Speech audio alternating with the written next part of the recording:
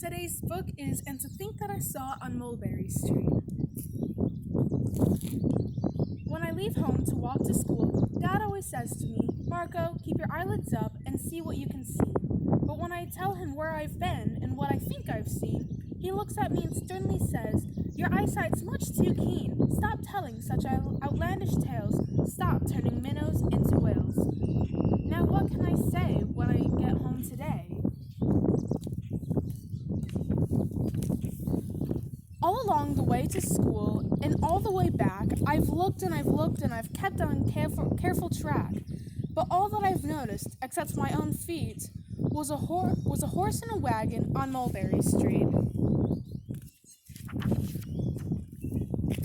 That's nothing to tell of. That won't do, of course. Just a broke-down wagon that's drawn by a horse. That can't be my story.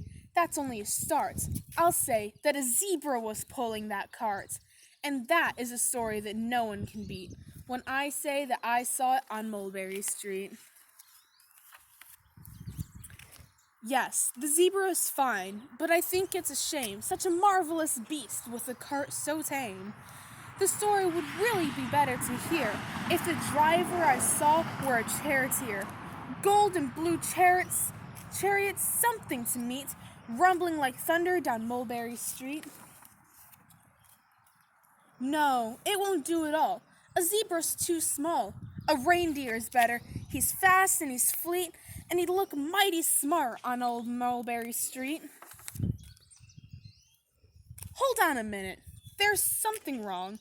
A reindeer hates the way it feels to pull something that runs on wheels. He'd much be happier instead if he could pull a fancy sled. A reindeer and a sleigh. Say, anyone could think of that. Jack or Fred or Joe or Nat. Say, even Jane could think of that. But it isn't too late to make one little change. A sleigh and an elephant. There's something strange. I'll pick one with plenty of power and size, a blue one with plenty of fun in his eyes, and then, just to give him a little more tone, have a Rajah with rubies perched high on a throne. Say, that makes a story that no one can beat when I say that I saw it on Mulberry Street.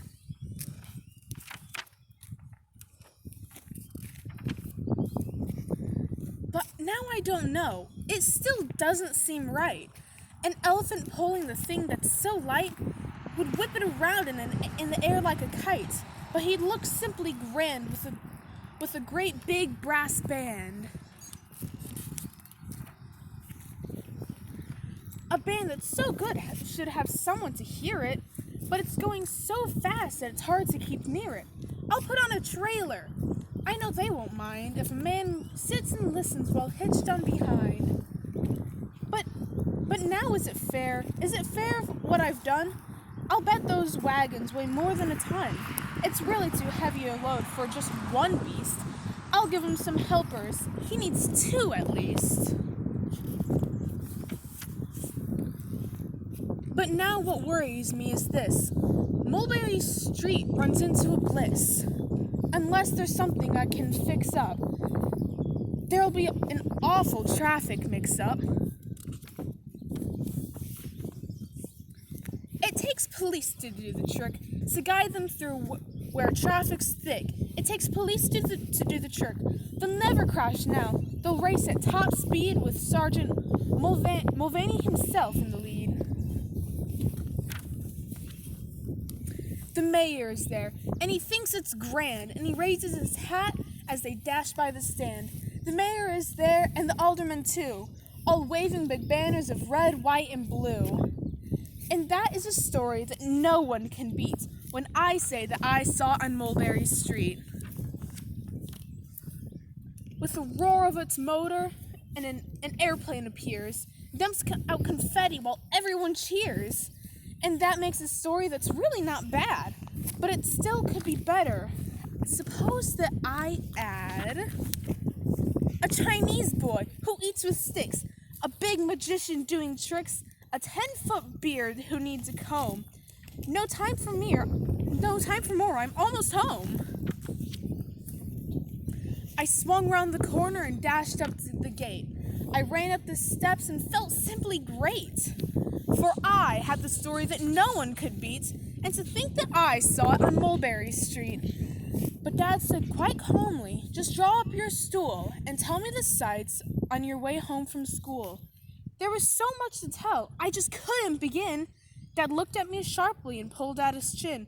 He frowned at me sternly, and from there in his seat, was there nothing to look at, no people to greet?